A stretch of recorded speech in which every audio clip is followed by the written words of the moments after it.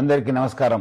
ఈరోజు నేను ముఖ్యంగా ఆడబిడ్డలకి వారి తల్లిదండ్రులకి ఒక ముఖ్యమైన విషయము వాళ్ళ దృష్టికి తీసుకురావాలనుకుంటున్నాను. అందరికి తెలుసు, ఆడబిడ్డలకి పెళ్లి అనేది ఒక ఇంపార్టెంట్ ఘట్ట. ఈ మధ్యలో ఆ ఒక్క పెళ్లి చూపుతోని పెద్దలు కుదిరించిన పెళ్లి అని చెప్పి కొంతమంది మా ఆడబిడ్డలకి వాళ్ళ తల్లిదండ్రులు కూడా మోసం చేస్తున్నారు అని చెప్పి మా దృష్టికి రావడం జరిగింది. ముఖ్యంగా కొంతమంది మీడియేటర్స్ ద్వారా కొంతమంది యూత్స్ వాళ్ళు పెద్దలు చూపించినట్లు వాళ్ళ దగ్గర వెళ్ళి ఒక ఫిక్స్ చేసుకోవడము, తర్వాత ఆడబిడ్డలకి ఏదో మాయమాటలు చెప్పి గిఫ్ట్స్ పేరుతోని మోసం చేయడం జరుగుతుంది. దాని కాకుండా ముఖ్యమైన ఏమంటే వాళ్ళని శారీరకంగా కూడా వాడుకోవడం జరుగుతుంది. ఎందుకంటే పెద్దలు కుదిరించింది కదా, ఇంకా ఏముంది, వాళ్ళ పెళ్లి అయిపోతుంది, మనం ఎందుకు ఆలస్యం అని చెప్పి కూడా వాళ్ళని బలవంతంగా వాడుకోవడం జరుగుతుంది. సో ముఖ్యంగా ఆడబిడ్డలకి వాళ్ళ తల్లిదండ్రులకు నేను ముఖ్య గమనిక ఏమంటే, ఆడబిడ్డలు మీరు పెళ్లి పీటలు ఎక్కేదాకా చాలా అప్రమత్తం ఉండాలని చెప్పి నేను కోరుతున్నాను. ఎవరు ఎంత ఆశ చూపించినా